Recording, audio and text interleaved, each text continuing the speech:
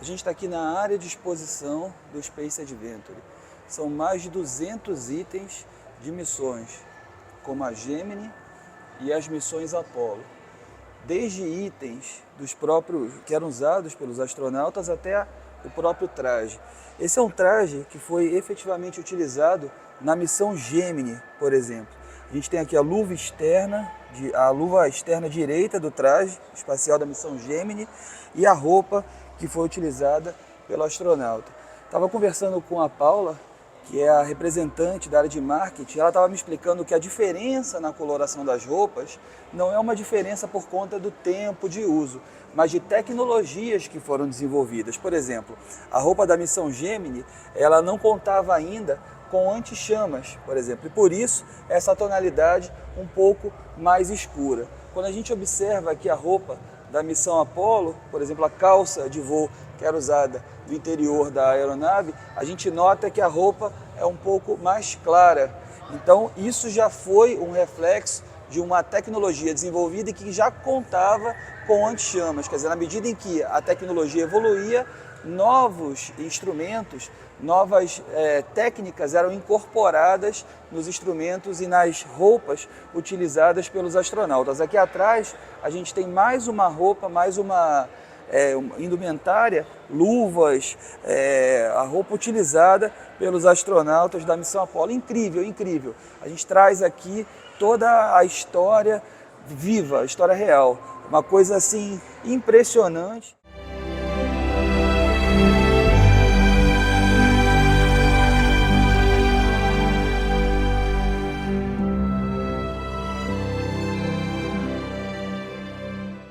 Aqui a gente tem uma parte relacionada à alimentação dos astronautas que certamente vai despertar muita curiosidade.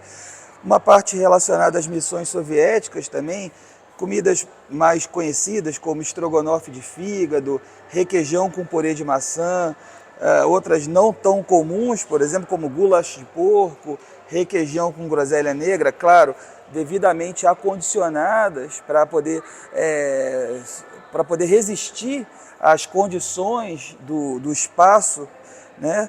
Mas aqui comidas mais conhecidas aqui, como por exemplo wafers de bacon, até batatas, purê de batata, aspargos, por exemplo, drink de abacaxi com laranja, pão e outros tipos de alimentos. Há quem diga que há investimentos sendo feitos pela agência espacial, já que uma das áreas da agência espacial agora é em prol do turismo, no desenvolvimento de alimentos que sejam mais parecidos com os alimentos que nós consumimos aqui, na medida em que, se a ideia é investir em turismo espacial, por exemplo, há de se buscar alimentos que sejam mais viáveis do ponto de vista turístico, de modo que as pessoas possam ter uma vida mais natural nas viagens espaciais.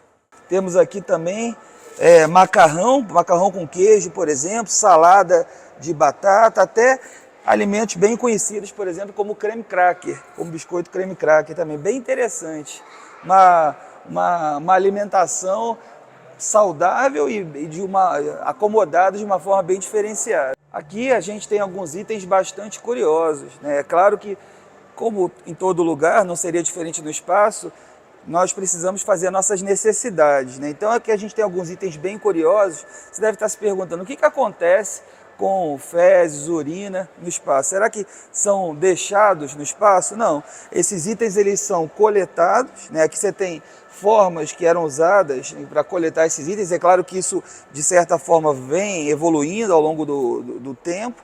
Então, coletores de urina, fraldas espaciais para que os astronautas possam fazer suas necessidades, dispositivo de coleta de fezes que eram utilizados nas missões Apollo. Claro que isso vem sendo evoluído, aqui mostra um pouco como é que isso era feito, para que isso possa ser coletado no espaço. Aqui um instrumento interessante, também um barbeador mecânico usado nas missões Apollo, e isso, de certa forma, ainda é uma precaução necessária, porque, veja, quando você está num ambiente de gravidade zero, né, baixa gravidade, qualquer pelo, qualquer coisa que possa ficar no ambiente próximo do vácuo, ele pode causar um acidente. Então tudo isso tem que ser coletado de uma forma bastante segura para que não se cause nenhum tipo de dano, nenhum tipo de prejuízo nas pessoas que estão nesse ambiente. Por isso o cuidado, obviamente, não só com a questão dos excrementos, mas inclusive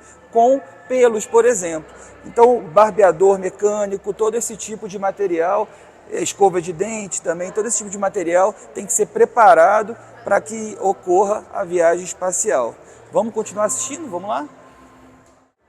A gente, desde o filme Estrelas Além do Tempo, a gente costuma falar com mais ênfase da participação das mulheres na astronomia.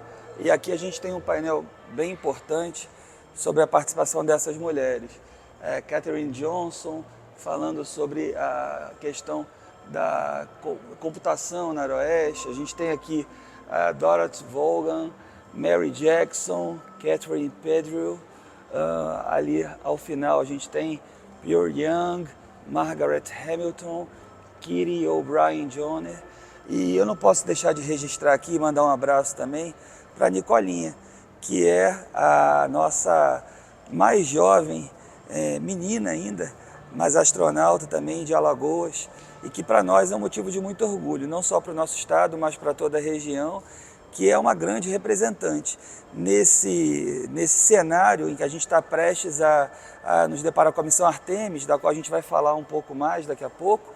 A gente tem uma representante na nossa região, no nosso estado, e a gente também tem no próximo ano a missão Artemis, quando a gente vai ter a primeira mulher, a primeira pessoa negra e o primeiro não americano prestes a embarcar nessa missão lunar tão importante para as questões de inclusão e diversidade, para marcar esse novo paradigma nas missões espaciais. Então, parabéns a essas mulheres incríveis, parabéns a você, Nicolinha, e parabéns a todas as pessoas envolvidas nesse processo e que lutam em prol da inclusão e diversidade.